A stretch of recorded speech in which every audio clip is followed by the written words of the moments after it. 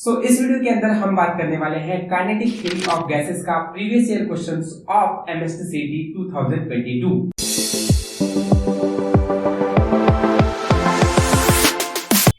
Part 1 2022 का PYQs of KTG का देखने के लिए लिंक डिस्क्रिप्शन बॉक्स में मैंने वीडियो का डाल के रखा हुआ है, उसको जरूर देखना इस वीडियो को देखने के बाद। क्वेश्चन को सॉल्व करना स्टार्ट करेंगे। At 273 degrees Celsius, the emissive power of perfectly black body is R. Its emissive power at 0 degree Celsius is, तो अभी ध्यान से समझना क्या बोल रहा हूं। 273 डिग्री सेल्सियस ये हमें टेम्परेचर P1 दिया हुआ है, ठीक है। जब ये टेम्परेचर है तब उसका इमिसिव पावर R बोला हुआ है। हमें बोला गया है जब इसका टेम्परेचर T2 मैं इसको बोलता हूं 0 डिग्री सेल्सियस हो गया तो इसका R2 मैं इसको बोलता हूं ये कितना होगा, ये हमसे पूछा हुआ है। तो अभी तो पहली बात ये सोचो इमिसिव पावर के बीच में और टेम्परेचर के बीच में रिलेशन बताने वाला फॉर्मूला कौन सा है। तो सबसे पहली बात मैं याद करूंगा कि the emissive power of perfectly black body Stefan Boltzmann law is directly proportional to fourth power of to its absolute temperature. ये जो है ये इमिसिव पावर और टेम्परेचर के बीच में रिलेशन बताता है, ठीक है। बट एक प्रॉब्लम है, ये जो टेम्परेचर है हमारा दैट इज इन केल्विन और हमको जो गिवन में दिया है वो डिग्री सेल्सियस है।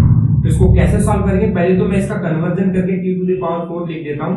तो मेरा जो दो टेम्परेचर है ना, तो मैं बोलता हूं एक को R1 दूसरे को R2 will be equal to T1 by T2 का फोर्थ पावर, ठीक है। अब पहली बात अगर मैं इसको सॉल्व करना चाहता हूं तो इसको केल्विन में कन्वर्ट करना होगा। चलो केल्विन में कन्वर्ट कर देते हैं। ये 273 प्लस इसके अंदर 273 ऐड कर दूंगा तो मेरा वैल्यू जो आएगा वो 546 केल्विन आएगा।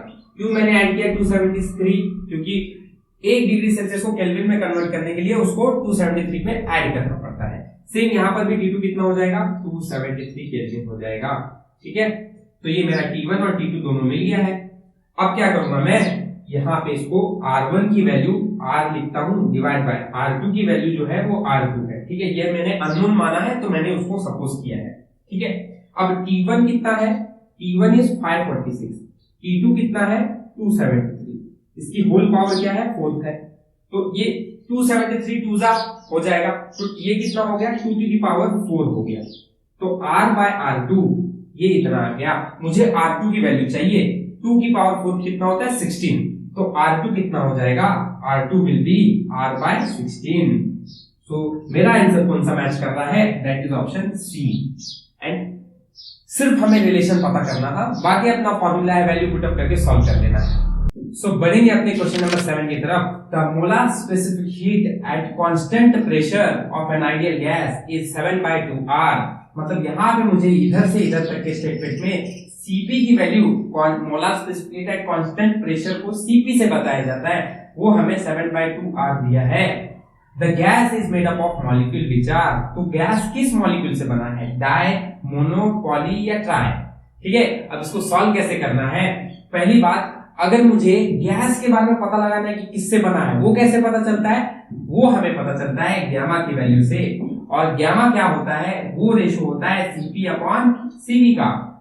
अब बात सुनो, अगर गामा की वैल्यू मेरे को पता लगानी है तो कैसे पता चलेगा, वो हम बाद में देखेंगे। बट हमें पता है डायटोमिक है तो गामा की वैल्यू कितनी होती है, गामा की वैल्यू होती है 7/5।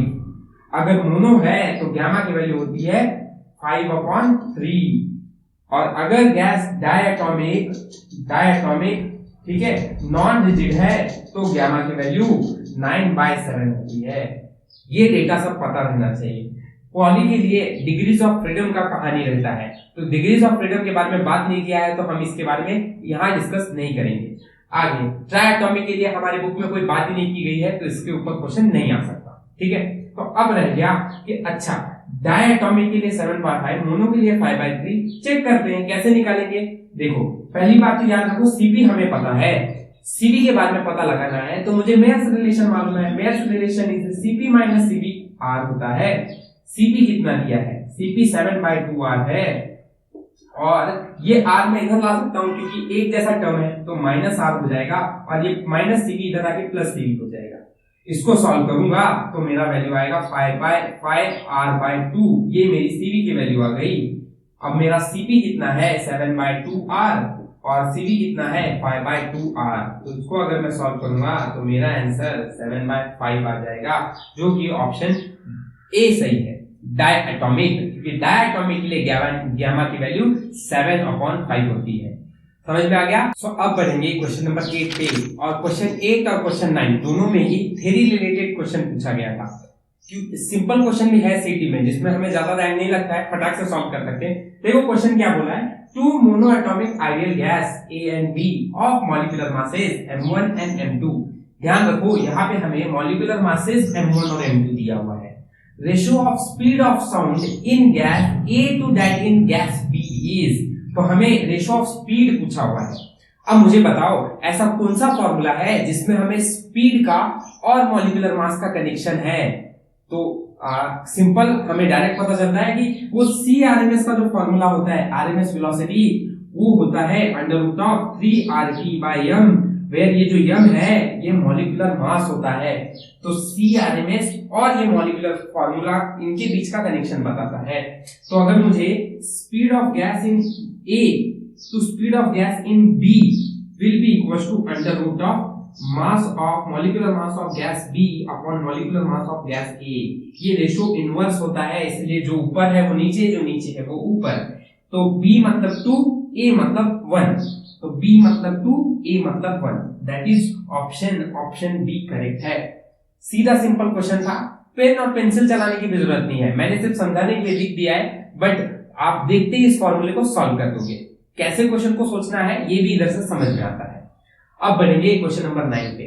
About A black body radiation which of the following is wrong. Black body के लिए कौन सा इसमें से स्टेटमेंट गलत है।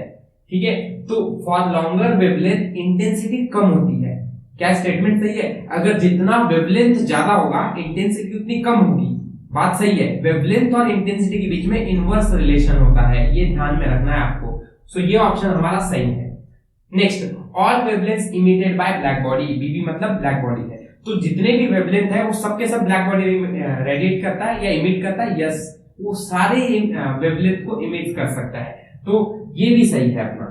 फॉर शॉर्टर वेवलेंथ इंटेंसिटी बढ़ता है, तो जैसे ये कम हो रहा है वैसे ये बढ़ रहा है, तो इनवर्स रिलेशन है, मतलब ये भी स्टेटमेंट सही है। शॉर्टर वेवलेंथ जितना होगा उतना इंटेंसिटी ज्यादा होगी।